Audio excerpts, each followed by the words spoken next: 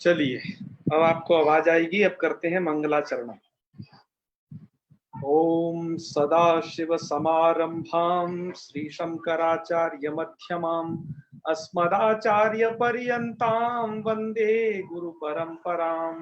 वाक्यकारं वररुचिं भाष्यकारं पतंजलिं पाणिनिं सूत्रकारं च प्रणतोऽस्मि मुनित्रयम्। सर्वेभ्यो नमो नमः।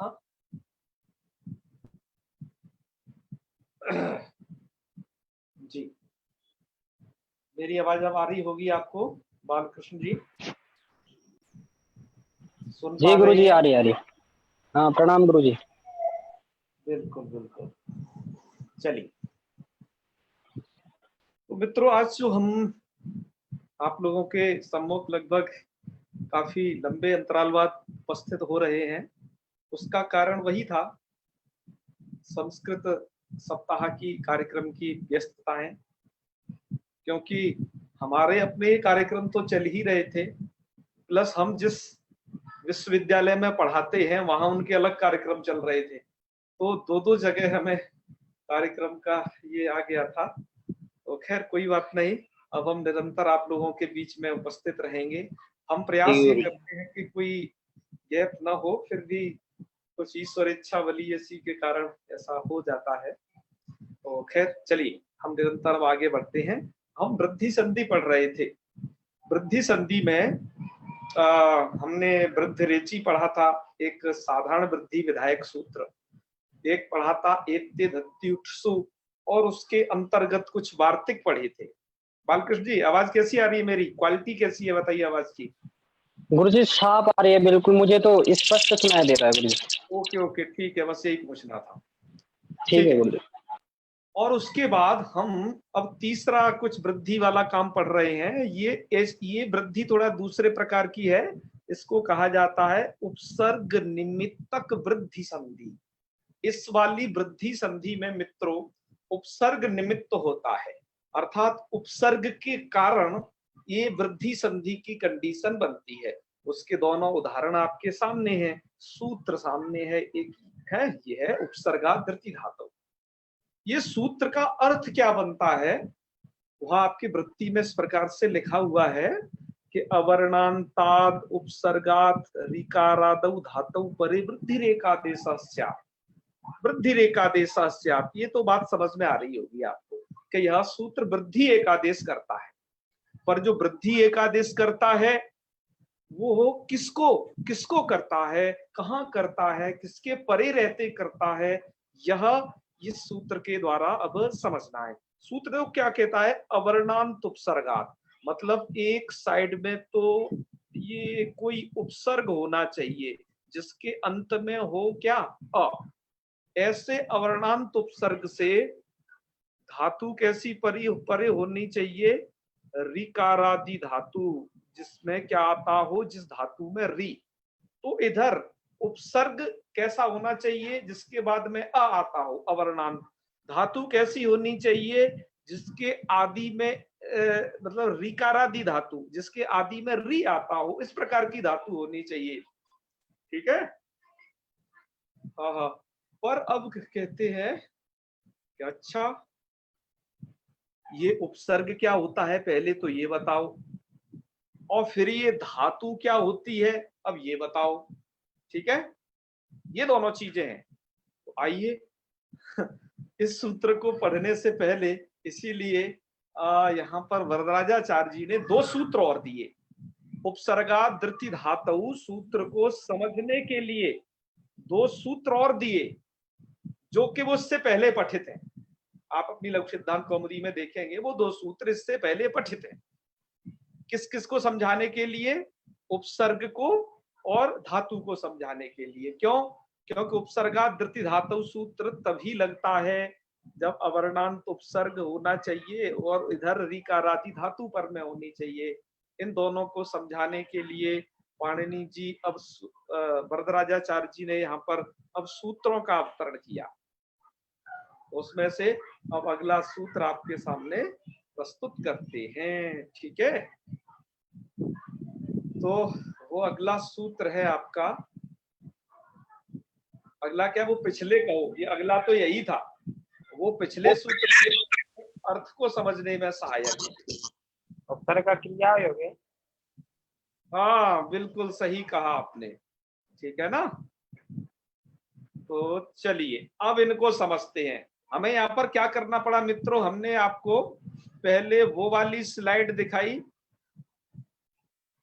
फिर मतलब वो स्लाइड दिखाई जो आगे थी, क्योंकि आगे की को समझने के लिए पीछे आना थोड़ा जरूरी है, इसलिए हमने थोड़ा स्लाइड का क्रम इस प्रकार से रखा है। मुझे आपको आज यहां से पढ़ाना चाहिए था, मुझे आपको पहले उपसर्गा क्रिया योग्य पढ़ाना चाहिए था, उसके बाद भूवादेव धातव ये सूत्र पढ़ाने चाहिए थे, क्योंकि आपके लघु सिद्धांत कौमुदी में ये इसी क्रम में दिए हुए हैं, लेकिन मैंने इसको आगे वाले सूत्र का अर्थ स्टार्ट कर दिया। इसका कारण एक ही है मित्रों कि इनमें इन सूत्रों को यदि डायरेक्ट पढ़ा था तो शायद आप इनका प्रयोजन नहीं समझ पाते। मैंने आपको पहले प्रयोजन बताया, इन सूत्रों का क्या, इन दो सूत्र अब आप देख पढ़ोगे इनका क्या प्रयोजन है, कहाँ आने वाला है, वो आप अब जान चुके हो, क्योंकि अब आगे ही आने वाला है, वृद्धि करने में इसका प्रयोजन है। ठीक है, तो आइए अब मित्रों करते हैं प्रारंभ। उस सूत्र में उपसर्गा तृतीय धातु में उपसर्ग पद आया था, तो प्रश्न उठता है यह उपसर्ग क्या है जी, यह उपसर्ग, वो कहा उपसर्ग समझना पड़ेगा। मित्रों उपसर्ग एक संज्ञा है, पाणिनि जी ने उपसर्ग संज्ञा की है कि जी किसकी होती है उपसर्ग संज्ञा, कब होती है उपसर्ग संज्ञा, ये सब जानने के लिए उपसर्गा क्रिया योग्य सूत्र का ज्ञान आवश्यक है। सूत्र क्या कहता है उपसर्गा क्रिया योग्य, इस सूत्र का अर्थ देखिए, सूत्रार्थ लिखा हुआ है प्रादयः क्रिया योगे उपसर्ग संज्ञा स्यु। प्रादय अर्थात जो प्र आदि हैं उनकी क्रिया के योग में क्या होती है, उपसर्ग संज्ञा होती है, प्रादियों की क्रिया के योग में। कहा जी ये प्रादि कौन है, ये प्रादि है कौन जिनकी क्रिया के योग में उपसर्ग संज्ञा होगी। कहा ये प्रादि यहाँ पढ़े तो सही है, आपकी लघु सिद्धांत कौमुदी में ये यहाँ से स्टार्ट है, ये सब प्रादि, प्रा से, प्रादि का मतलब है प्र है आदि में जिसके, इस प्रकार का एक समूह वो प्रादि कहलाएगा। तो ये ऐसा है, तो प्रादि आपने देख लिए होंगे, प्र परा, मैं एक बार इनको पढ़ देता हूं, प्र परा अप सम अनु अव निश निर तुस दुर वी आंगनी, वी आंगनी और कुछ छूट गया क्या, नहीं नहीं, वी आंगनी अधि अपि अति सु उद अभि प्रति परि उप एते प्रादय। मित्रों ये है प्रादि। तो प्रादि का मतलब प्राय आदि में 22 होंगे, एक बार गिन लीजिएगा, 1 2 3 4 5 6 7 8 9 10 11 12 13 14 22 है ना। हाँ कोई छूट न गया हो, क्योंकि समुदाय में प्राय छूटने की संभावना बहुत रहती है, क्योंकि आपने कभी यदि पंगत में भोजन किया हो तो वहां समुदाय में क्या होता है, कभी कोई व्यक्ति पानी से छूट जाता है तो कभी कोई व्यक्ति जो है रसगुल्ले से छूट जाता है, अतः हमने ने किया है करके कि कोई छूट न जाए, तो ये 22 है, गिन लिए हैं। मुझे एक इसके बारे में एक बात और बतानी थी, ये जो आप प्रादि देख रहे हो, ये उद पर मैं विशेष ध्यान दिलाना चाहता हूँ। यहाँ पर कुछ व्याख्याकारों ने, भीमसेन शास्त्री जैसे व्याख्याकारों ने आपको कुछ बताया कि मित्रों यह किताबों में कहीं कहीं पर उत पाठ होगा, ये किस प्रकार का पाठ होगा, यहाँ पर ऐसा होगा उत। सर ये लघु सिद्धांत में है वरदराजाचार्य जी के। हाँ बिल्कुल, यदि किसी के संस्करण में पाठ है, चाहे वो गीता प्रेस की हो, गीता प्रेस में तो है ही खैर, या फिर अन्य संस्करण, यदि उनमें उत पाठ है तभी इसको आप गलत समझिएगा कि ये पाठ सही नहीं है। तो सही पाठ क्या है, सही पाठ है उद, ठीक है। तो आपको ये उद पाठ को सही पढ़ना है, इसलिए हमने इस पर आपका विशेष ध्यान आकर्षित करना चाहा है। तो आप इसे अब समझेंगे सही रूप में, ओके जी। चलिए ये हो गया आपका खुद की कहानी बता दी। अब मित्रों इन प्रादियों में एक चीज और सर एक चीज, एक मेरा प्रश्न है। हाँ बताइए बताइए। ये जो आंग होता है इसमें, जैसे इसको लेकिन हम आंग पढ़ते हैं, कैसे पढ़ते हैं इसे? आंग, आंग ये वाला। लेकिन जब हम जैसे शब्द में जैसे आग गचतिल करते हैं तो आ करते हैं ना, आ उपसर्ग बताते हैं हम बच्चों को, आ और गच्छति। हाँ बिल्कुल, क्योंकि इसका जो ङ है ना, ये ङ, ये डिलीट हो जाता है, मतलब इसका लोप हो जाता है, अच्छा, इसलिए इसका आ बचता है आंग का। मैंने देखो इस प्रकार का एक इसका रूप इधर दिया हुआ है, ये रहा, ठीक है ना। हाँ चलिए, मैं आपको कुछ बात बताना चाहता हूं मित्रों। आप इसमें से देख रहे होंगे कुछ उपसर्ग अवर्णांत है। अवर्णांत का मतलब है कि जिनके अंत में ये छोटा वाला आ, ह्रस्व आ है, जैसे प्र है, अप है, और अब है, और क्या क्या है, ये, और ये उप है लास्ट में। ये कैसे उपसर्ग हैं? अवर्णांत। अवर्णांत का मतलब है कि इनके बाद में अ है, ठीक है ना। चलिए, ये तो अवर्णांत उपसर्ग हैं। अच्छा, कुछ दूसरे प्रकार के और इसमें उपसर्ग हैं, आप देख रहे होंगे कुछ उपसर्ग हैं इसमें हलंत।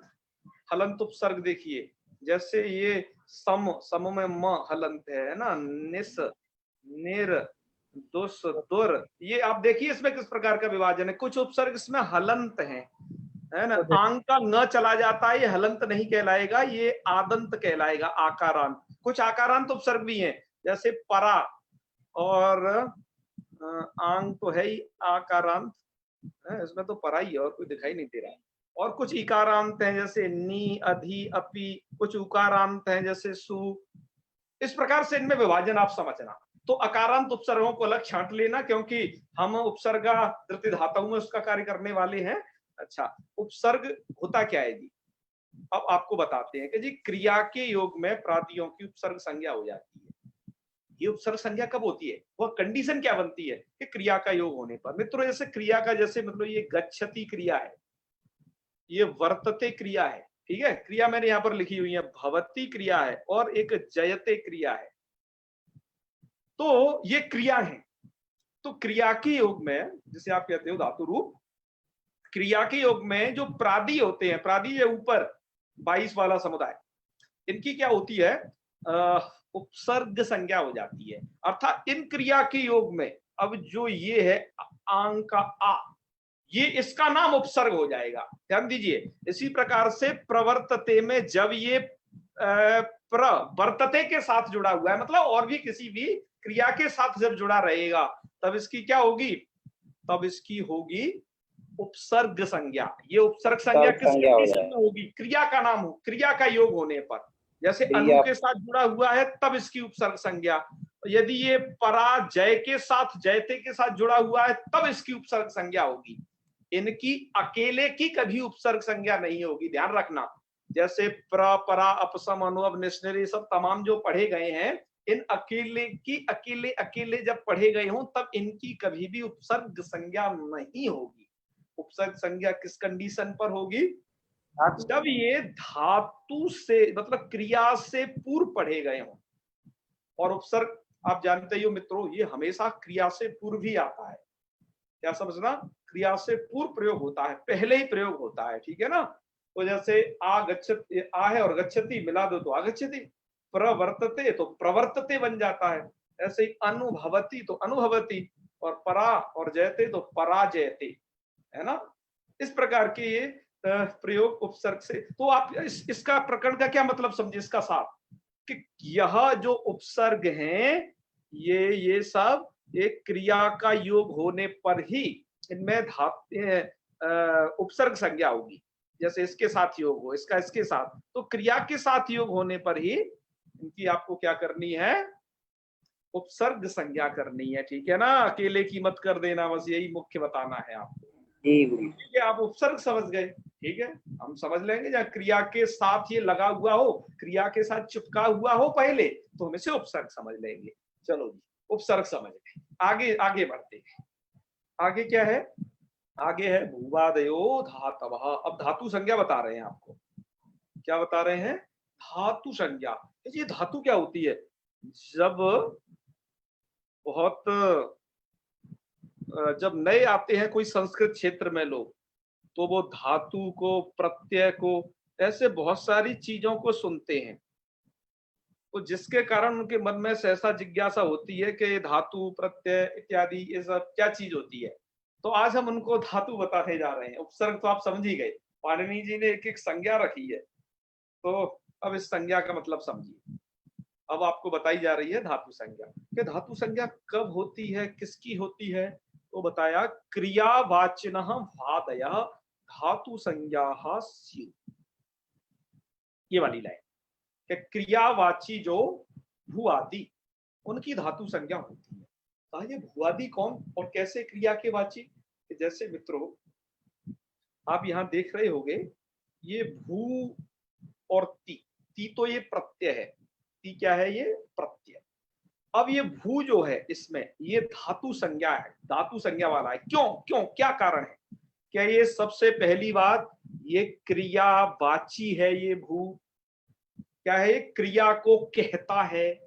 भू किस क्रिया को कहता है? सत्ता, होना, है, हम अस्तित्व में हैं, इस अस्तित्व क्रिया को बता रहा है। ठीक है, अच्छा, तो क्रियावाची है ये। और क्या है? ये भुवादयः भी है। भुवादयः मतलब भू है आदि में जिसके, ऐसी वो तमाम 2-2,500 धातुएं, तो किसकी धातु संज्ञा होगी? सबसे पहली बात वो क्रियावाचक होना चाहिए और भुआदि गण में आना चाहिए। भुआदि गण में भू तो सबसे पहले ही नंबर पे आता है, तो ये तो सबसे पहले ही इसकी धातु संज्ञा है सबसे पहले। तो दो चीज होना जरूरी है उपसर्ग इसमें धातु संज्ञा में, ध्यान रखना। उसका क्रियावाचक होना सबसे पहले बात, जैसे पठ, पठ क्रियावाचक हो, क्या पढ़ने को कहता है, पठती पठती है। और ऐसे ही ये क्रियावाचक होना चाहिए, भुआदय अर्थात भू आदि गण में पड़ा होना चाहिए, तो वो धातु संज्ञक होगा। तो इसलिए पठ क्या है? धातु संज्ञक है। आप पठती वगैरह करते हो ना, उसमें पठ धातु होता है। क्यों धातु होता है? क्योंकि उसमें दो चीज होती है, वो क्रियावाचक होता है और भुआदि गण में पड़ा गया होता है। ऐसे ही एक क्री नाम की है, ये धातु क्यों है? क्योंकि यह क्रियावाची भी है और ये भुआदि गण में भी पड़ी है। भुआदि गण में ये जो ये इनका पाठ है उन सबकी धातु संज्ञा हो जाएगी और वो क्रियावाचक होना चाहिए। तो जैसे अब वो है क्या गण और है वो कौन सी धातु है, तो हम इसलिए आपको प्रसंग वसात वो पूरा का पूरा धातु पाठ दिखाते हैं। जिन जिन की धातु संज्ञा है उन सब में क्रियावाचकता भी है और आपके भुआदि गण पठित वो भुआदि गणों में भी पढ़ी गई है। तो अब आपको उस धातु पाठ को दिखाने की कोशिश करते हैं।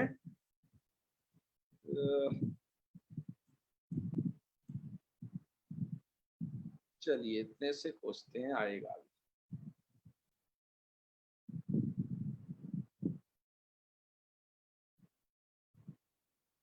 डॉक्यूमेंट्स क्या बोल रहा है ये? माई ड्राइव नहीं यार, ड्राइव पे नहीं।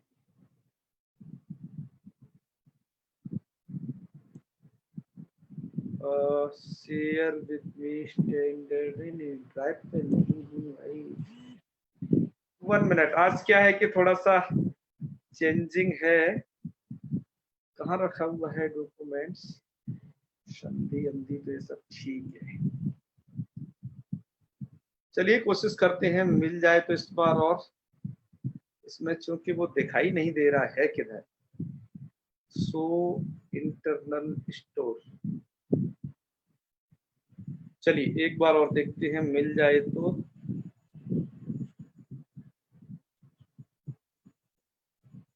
हाँ चलो मिल तो गया। चलिए तो मित्रों यह है वो धातु पाठ जिसमें जिसकी रचना पाणिनि मुनि ने की है। इसके ऊपर लिखा हुआ है कि श्रीमद् पाणिनि मुनि प्रणीतः धातु पाठ। ये इसमें वही उन्हीं का समावेश है जिनमें क्रियावाचक हैं, अर्थात जो क्रिया को कहती हैं। और इस धातु मतलब भू आदि गणों में जो पढ़ी गई। तो क्या है वो भू आदि गण? आगे चलते हैं इस किताब के। ये इसका चौखंबा से प्रकाशित ये पुस्तक है और अब आपको इसमें बताते हैं वो क्या है। तो देखो यहाँ पर लिखा हुआ है अथ पाण, सबसे ऊपर देखिए अथ पाणिनीयो धातु पाठ। इसमें आप सबसे पहली धातु देखेंगे, सबसे पहले नंबर की धातु आपको मिलेगी भूषत्ताया। यहीं से ये सब धातुएं, अर्थात आप जिसे कहते हो कि इस धातु का रूप बताओ वो, तो इसमें केवल धातु धातुओं का कलेक्शन है। जिनकी धातु संज्ञा होती है। इनमें क्या है, ये सब क्रिया को कह रही है, अर्थात एक किसी न किसी क्रिया को कहते हैं। पढ़ना, लिखना, लेटना, जागना, सोना, है ना, ये जो सब क्रिया है वो सभी क्रिया इसमें कही गई है। तो पाणिनि धातु पाठ में लगभग 2-2,500 धातुएं हैं। इसमें से आप अभी देख रहे हो मित्रों भुआदिगण। तो इस भुआदिगण में तो सबसे ज्यादा धातु है, लगभग आधे में तो अकेला भुआदिगण है, आधे में जैसे मित्रों कुल मिलाकर के 10 गण है। टोटल गण कितने हैं? 10। इसमें आप सबसे पहला गण देख रहे हो भुआदिगण, सबसे टोटल गण है 10। 10 में सबसे पहला कौन है? भुआदिगण। और अकेले भुआदिगण में लगभग हजार धातु पड़ी गई है।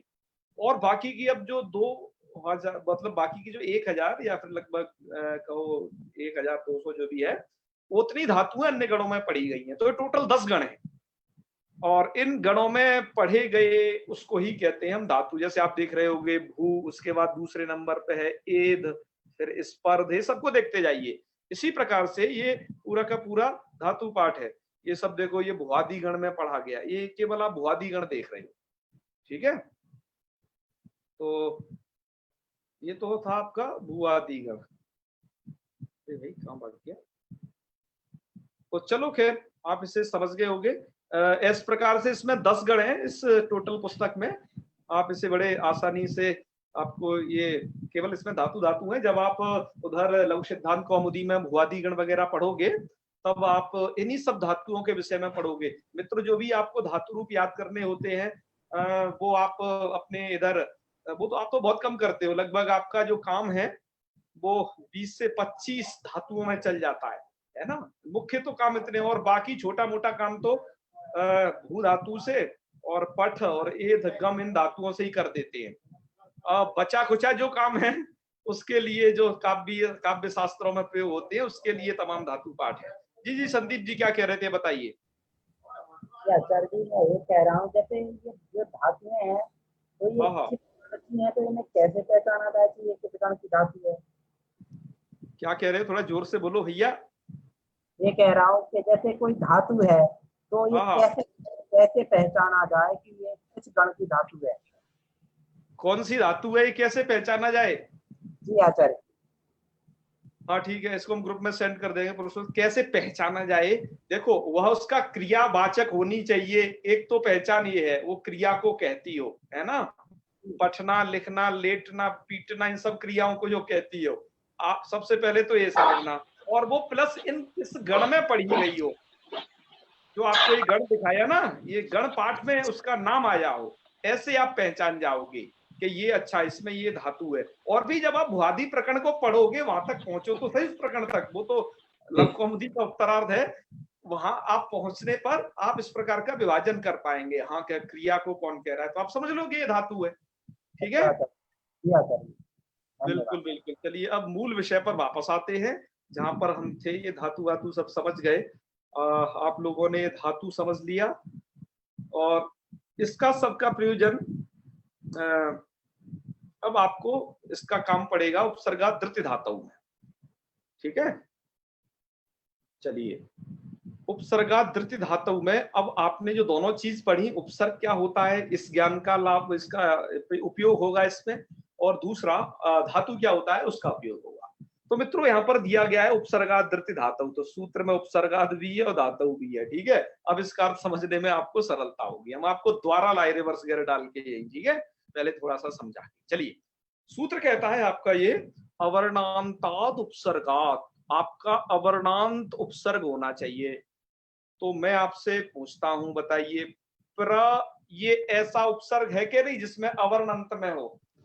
जी है, जी है। और उपसर्ग भी है। आपने अभी उपसर्गों में सबसे पहले नंबर पे से पढ़ा है।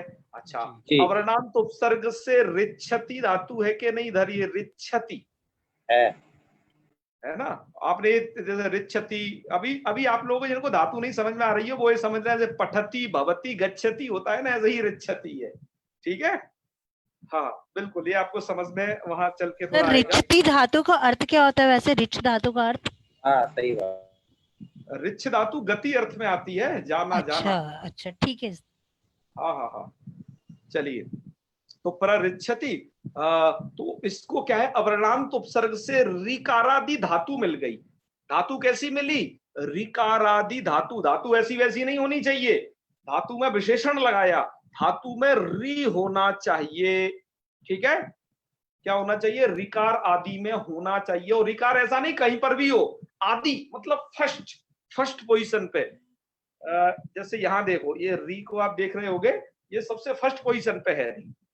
तो चलिए, तो अवर्णांत उपसर्ग से आपको ऋकार आदि धातु पर में मिल गई, तो अब यहाँ क्या हो जाएगा? वृद्धि हो जाएगी। सूत्र कहता है वृद्धि एक आदेश, वृद्धि कर दो। फिर भैया प्राप्त क्या था यहाँ पर बालकृष्ण जी? क्या प्राप्त? गुण प्राप्त था, गुण गुण गुण गुण। यहाँ गुण हो सकता है, आर गुण होता है, उस गुण को बांधने के लिए इसको बनाया गया। जी जी जी देखो जी। ओके ओके, तो अब आपका क्या हो जाएगा? अवर्ण से वृद्धि हो जाएगी, पर है तो पूर्व और पर के स्थान पर, अतः इन दोनों वर्णों के स्थान पर वृद्धि हो जाएगी आर, तब स्थिति बन जी। जाएगी प्रार्थति। और जब आप इसे मिलाएंगे तो क्या बन जाएगा? प्रार्थति बन जाएगा। र जो है ना, र के बाद च है यहाँ पर, तो र के बाद च हल, तो उस अगले वाले वर्ण पर जाकर के वो ऊपर बैठ जाएगा, तो प्रार्थति रूप बन जाएगा, ठीक है जी जी इसी जी। प्रकार से मित्रों अगला रूप है उपार्क्षति, उपरिच्छति। अरे मैंने बोल दिया बना करके, ये मुझे आप लोगों से सिद्ध करवाना था किसी से, इसलिए मैंने इसको लिखा नहीं, से जानबूझ के अधूरा कार्य छोड़ दिया।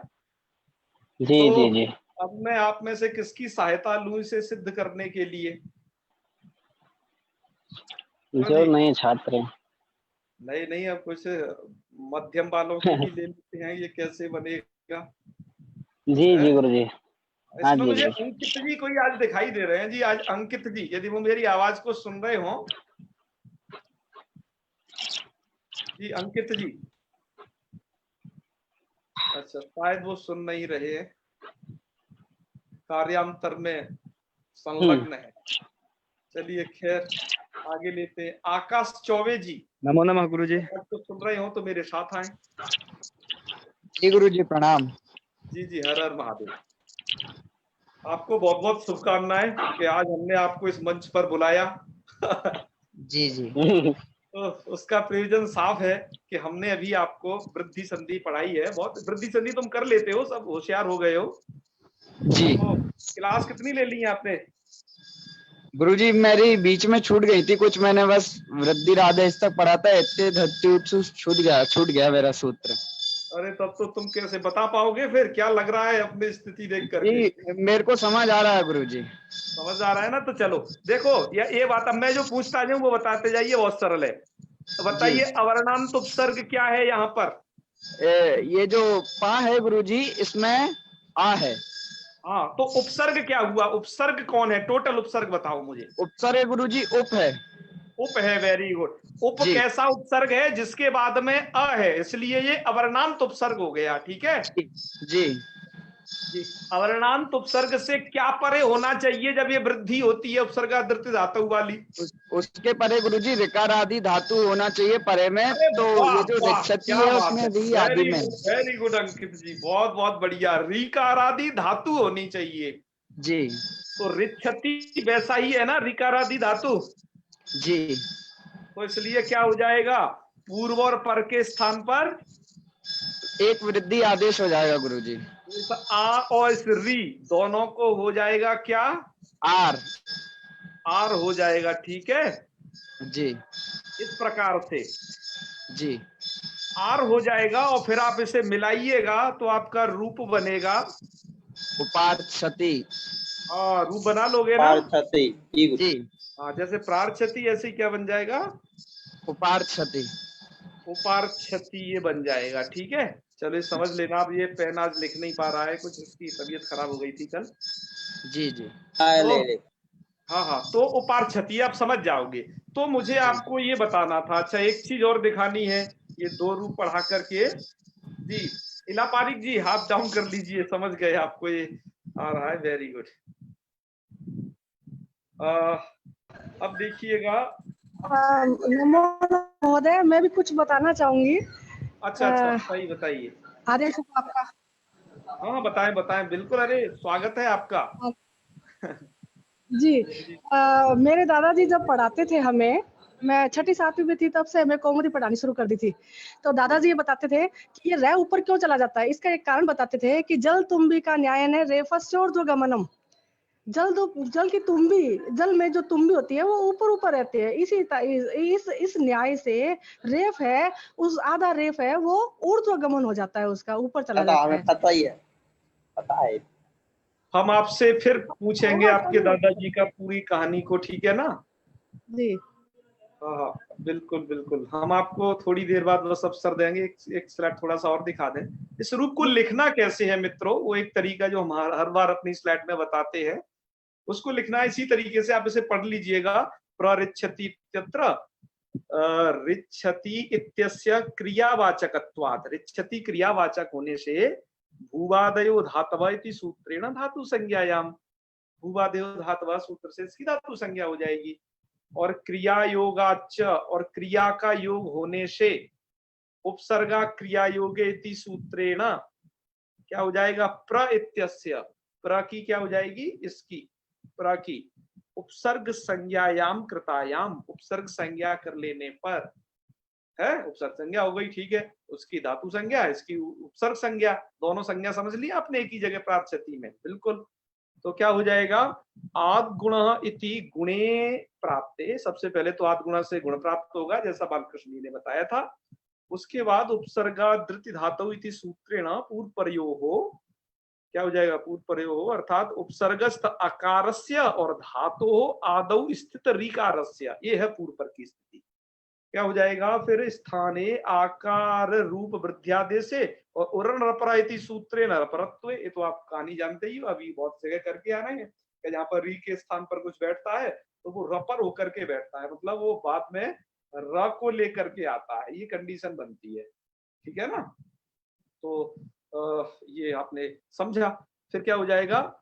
ऐसा बन जाएगा, प्रार्चति वर्ण सम्मेलन नहीं करते, प्रार्चति रूपम सिद्धम, अन्य उदाहरण उपार्चति इत्यादि जो अभी आपको बताए थे, इस प्रकार से करने हैं, ठीक है? तो आप इसे समझ गए होंगे जी। लीला पारिक जी, अब बताइए, हम आपको सुन पाएंगे। मैं ये कह रही थी कि जो रे ऊपर चला जाता है, ऊपर चला जाता है ना आधा रे, तो उसके लिए दादाजी बताया करते थे एक न्याय है कि जल तुम्बी का न्याय ने रेफस्योर्ध्वगमनम। बिल्कुल बिल्कुल है, वो न्याय है, बहुत अच्छा। वो रेफ है, आधा रेफ है, वो ऊपर चला जाता है। हाँ, इसका उदाहरण भी हमने दिया था। हमने जल तुम्बिका को लोग समझे नहीं तो हमने इसमें दिया था उदाहरण गुब्बारे का, कि गुब्बारे में हवा भर दो, पानी में डुबाओ, डूबेगा नहीं, ऊपर ही निकल आता है। जी जी बताइए बताइए। जो कई बार नीचे भी रह लगता है, वो कौन सा न्याय होता है? अरे बस ये आपके हलसंधि में आ जाएगा। वो ये होता है, नीचे जो रह जाता है उसकी एक कंडीशन रहती है, आगे अच होता है, अच र के बाद क्या स्थिति बनती है? जैसे सम और राट, है ना, ऐसी स्थिति बनती है। र के आगे तो अच होगा और पूर्व में, र से पूर्व में हल वर्ण होगा, र से पूर्व में क्या होगा? हल वर्ण, तो उसके नीचे चला जाता है। ऐसे मैं आपको उदाहरण देता हूं, सम्राट, ये आएगा हल संधि में, सम्राट। सम्राट में क्या है? सम नाम का एक उपसर्ग है, उसको ऐसे सम को कर लीजिए, माँ को हल, उसके बाद राट, तो माँ इधर हल है और रा के बाद आ है राट, तो वो नीचे चला गया सम्राट, ऐसे वो नीचे चला जाता है, ठीक है? प्रच्छति भी तो होता है, एक प्रच्छति नीचे पा के रा लगता है, जो वो तो पृच्छति होता है, उसमें तो री होती है। ठीक है, प्रयाग हो गया, प्रयाग। हाँ, प्रयाग में है, जी जी। चलो, तो खैर आप समझ गए होंगे, और आपकी यदि कोई शंका समाधान अन्य भी शेष रह गए हों इससे, आज जो पढ़ाया इससे संबंधित, वो पूछते जाइएगा। जी जी, दुर्गा शंकर जी बदतु। हाँ जी गुरुजी, इसमें आया उपसर्गा क्रिया योगे, तो यहाँ सुबंत में भी होता है, जैसे कि पराजय।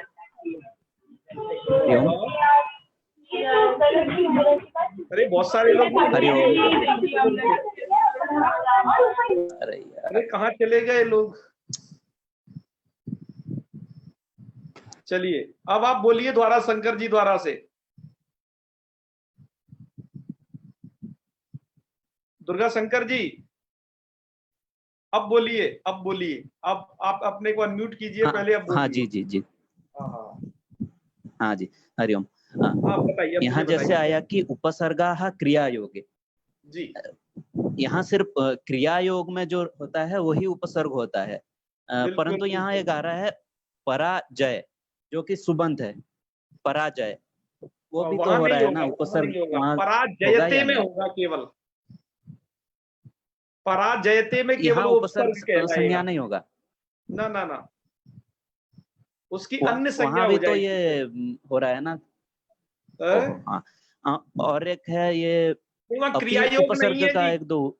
सुनिए, क्रिया योग नहीं है ना, जी, क्रिया योग ओहो, होना जरूरी है। हाँ जी। पठति, पठति, भवति, जयति, जयति, ऐसे कुछ होना चाहिए। क्रिया योग होना बहुत जरूरी है, तभी और उपसर्ग गुरुजी संज्ञा होगी, ठीक है ना, बिना क्रिया योग के नहीं हो पाएगी। आप समझ गए होगे, मैं समझ रहा हूँ जहां तक। चलिए, अब बहुत सारे लोग और पूछने वाले हैं जी। राजेश कुमार जी मिश्रा जी पूछिए। गुरु जी, जब ये क्रिया के योग जी, में उपसर्ग एक मिनट, तो उसके पहले इनको क्या बोलते हैं, प्र आदि को? आपका नाम क्या है पहले आप थोड़ा बताइए। जब दुर्गा शंकर। प्र आदि के उपसर्ग क्रिया योग के साथ होने पे उपसर्ग संज्ञा होती है, तो उपसर्ग होने से पहले मैंने आपको बताया ना, उपसर्ग होने से पहले सिर्फ इनको प्रादि बोलेंगे, ये प्रादि हैं बस। अच्छा, ठीक है जी। जी। राजेश कुमार जी बोलिए। का एक दो उदाहरण, अब तो राजेश कुमार जी उदाहरण बता दीजिए। किसका मेरा उदाहरण? ही प्रश्न था, हो गया। अच्छा, तुम्हारा था, हो गया, ठीक है। ठीक है, ठीक है, तो हैंड डाउन कर लीजिए, जिनके प्रश्न होते जा रहे हैं वो अपना हाथ नीचे करते चलें, जिससे आगे लोगों का नंबर आए। आकाश चौबे जी। जी गुरुजी प्रणाम। महादेव महादेव। गुरुजी मेरा प्रश्न था, जैसे कि ये जो अपन ने उपसर्गा क्रिया योग आपने जो सूत्र पढ़ाया, गुरुजी जब जैसे अपन इसको अलग से धातु से भी मिलाते हैं, जैसे गच्छति के साथ अपन नी उपसर्ग को मिलाते हैं, निर को, तो गुरुजी इसका अर्थ भी चेंज हो जाता है सीधा सीधा? अर्थ चेंज होता है, बिल्कुल। उपसर्गों का जब क्रिया के साथ योग होगा तो इसका अर्थ चेंज होता है, और कभी नहीं भी होता है जी। गुरुजी हमको इसका पूरा वो मिल सकता है क्या, पूरे उपसर्गों का अर्थ? कुछ का तो पता है, कुछ का नहीं पता, एकदम सटीक अर्थ। उपसर्गों को दरअसल अर्थवाचक नहीं बताया गया, बल्कि अर्थों का द्योतक बताया गया है। और इस प्रकरण को हम कहाँ पढ़ाएंगे? जब धातु के साथ, क्रिया के साथ आप उपसर्ग लगा करके हम आपको बताएंगे, जब भुआदि प्रकरण पढ़ाएंगे, ये वहां का प्रसंग है। अतः हमने केवल यहाँ उपसर्गों की सामान्य जानकारी प्रस्तुत की है, प्रत्येक धातु के साथ लगाने से और इनका कैसे कैसे अर्थ बदल जाता है अन्य क्रियाओं का उपसर्ग के साथ, यह हम भुआदि गण पर पूर्ण रूप में स्पष्ट करेंगे। अच्छा महोदय, बहुत सारी जगह पर ना उत उपसर्ग लिखा होता है, तो फिर वो गलत है इसका मतलब? नहीं, दरअसल क्या बात यह है कि मूल उपसर्ग है उद। अब दकार को तकार किसी संधि के कारण हो जाता है, सुन लीजिएगा, हम इसके मूल उपसर्ग की विचार कर रहे हैं। अब ये दो तरीके से मिलेगा, आपको कहीं दकार भी दिखाई देगा जब कहीं किसी शब्द के साथ जुड़ा है, और कहीं तकार भी दिखाई देगा उच्चारण। अब इसीलिए तो प्रश्न बना कि जब ये द के रूप में भी दिख रहा है, त के रूप में भी दिख रहा है, तब तो सर लेकिन मूल अगर हम सर क्या माना जाए? हाँ जी, यही प्रश्न है। तो मूल रूप से क्या माना जाए, उसके मूल रूप की हमने चर्चा की, इसको उद माना जाए। तो सर जैसे उत्पत्ति है, उत्पत्ति शब्द है, तो वहां तो ऐसा है ना, खरीचा के एक चर्त संधि के नियम के कारण दाकोता हो गया है, तो वहां पर लेकिन जब हम अलग करेंगे तो फिर उपसर्ग उद ही रहेगा, उद और पतति, क्रिया पतति। अलग क्यों करना? अलग नहीं करना ना, मिला के ही लिखते हैं। नहीं वो तो ठीक है, लेकिन अगर बच्चों को बताएंगे कि इसमें उपसर्ग है, शुरुआती चीज आपको ऐसे ही लिखनी होगी, उद प्लस पतति, दा को हो गया त चर्त संधि के कारण, तो बन जाएगा उत्पत्ति। बिल्कुल ठीक है ना? चलिए, जिनके प्रश्न होते जाए वो हाथ नीचे करते जाए अपने। मनीष निर्मल जी बोलिए। जी जी महादेव जी। गुरुजी आज हमने 3 सूत्र पढ़े, उपसर्गा क्रिया योगे, भुआदय धातव, उपसर्गादृतौ धातव। तो इसमें हमने अवर्णात जो उपसर्ग है उनकी बात की है सिर्फ, है ना अभी उपसर्गों के, और अन्य उपसर्गों की बात नहीं की ना। और देखो हमने अवर्णांत उपसर्गों की बात की केवल, कि अवर्णांत उपसर्ग यदि ऋकारादि धातु परे रहेगा हाँ, तब ये वृद्धि संधि की कंडीशन बनेगी। औरों की अभी बात नहीं की, औरों की अच्छा। धीरे-धीरे करने वाले हैं। इससे और आगे जैसे अब पररूप संधि चलेगी तो पररूप संधि में और उपसर्गों की बात हो जाएगी। जी जी ठीक है ना? गुरुदेव, एक ये जो प्रश्न और संज्ञा था कर दी एक बार, इसका जगह जगह का इसका जो है हाँ, कार्य हाँ। पड़ेगा आपको। जी एक प्रश्न और था गुरुदेव जी, हाँ, ये अभी पूछो। बहन जी जो पूछ रही थी उत हाँ। और उद, उद में से तो हम इसे उद पढ़े या उत पढ़े? उद ही पढ़ना है हमें। आप जब उसको मूल रूप से पढ़ें, जैसे यहाँ पर जो आपको 22 के समूह में पढ़ना है तो आपको उद पढ़ना है, उद, क्योंकि मूल यही है। जी जी जी। इसको बाद में संधि अंधि करके त बन जाता है, ऐसे अलग चीज बन जाती है, पर मूल रूप से ये दकारांत है। तो ये गीता प्रेस की जो पुस्तक है इसमें मिस प्रिंट हो गया शायद। मिसप्रिंट हो गया, इसे सही कर लीजिएगा, बहुतों में मिसप्रिंट है ये तो। जी जी जी जी, तो उद भौति जैसे भौति क्रिया वो हो गया है ना, ये आ गया। बिल्कुल, पाणिनि जी के सूत्र इसमें प्रमाण है, उनके आधार पर हम ये बता रहे हैं आपको। तो ठीक है गुरुजी, धन्यवाद। तो जिनका प्रश्न का समाधान यदि किसी के प्रश्न से हो जा रहा है तो वो भी अपना हाथ नीचे कर लिया करें। ये नहीं कहा तब खड़ा कर दिया तो खड़ा करके ही रखना है, अब डाउन नहीं करना है। चलिए मनीष जी हाथ डाउन करिए। अगला नंबर है हर्ष मिश्रा जी का। जी गुरुदेव, तो अभी हमने पढ़ा कि जो ऐसे पूर्व में होना चाहिए जो क्रियापद जो क्रिया को बताए, और जो पर में होगा वो भुआदि गण में होना चाहिए। तो अभी आपने बताया कि पूर्व में उपसर्ग होना चाहिए जो कि अवर्णांत हो, पर में क्या होना चाहिए, भूआदि गण में पढ़ी गई कोई ऋकारादि धातु। जी, तो मतलब अभी तो हमने बताया कि भुआदि गण में तो 1000-2000 सूत्र हैं, तो मतलब हमें पता कैसे चलेगा कि उसमें है कि नहीं? अभी तो हमने पढ़ा नहीं उसे। जैसे आप पूछते हैं कि बताइए पता है, तो हम आपको बता रहे हैं ना, अभी हम जो बता रहे हैं वो मान लीजिए, और किताब आपको ग्रुप में सेंड कर लेंगे तो मिलान कर लेना कि हाँ ये इसमें आया कि नहीं जो बताया। जी जी, तो नहीं जैसे आप पूछते हैं कि प्रश्न में कि बताइए यहाँ कौन सी संधि है, तो जैसे हमें पहचानना होगा कि ये अगर भुआदि गण में नहीं हुआ और हम सोचेंगे कि ये आ रही होगा, तो हम बोल देंगे कि यहाँ संधि जी हो रही है, फिर पता चलेगा ये तो आ ही नहीं रहा है भुआदि गण में। भुआदि गण का मैं केवल अकेले भुआदि गण में नहीं, भूआदि 10 गणों में से कहीं होना चाहिए, केवल भुआदि गण मत समझिए, भूआदि 10 गणों में कहीं पड़ा हुआ होना चाहिए। इसलिए तो आपको गण पूरा पाठ दिखाया, पूरा धातु पाठ दिखाया। जी जी जी, ठीक है ना। वो तो अब अभ्यास के द्वारा जाना जाएगा ना, आप एक ही दिन में सब कैसे जान जाओगे भैया, ये शास्त्र है ना। पर अभी हम आपको जितना बता रहे हैं उससे आपका यह कार्य बहुत आसानी से सिद्ध होने वाला है, और विशेष चीजों के लिए तो धीरे धीरे सेल्फ स्टडी से भी ये प्राप्त किया जा सकता है। चलिए कोई बात नहीं, अगला नंबर लेते हैं मनोज जी, मनोज जौहरी जी, वो सॉरी मंजू जौहरी जी। हाँ सर, नमो नमः। नमो नमः, नमो नमः।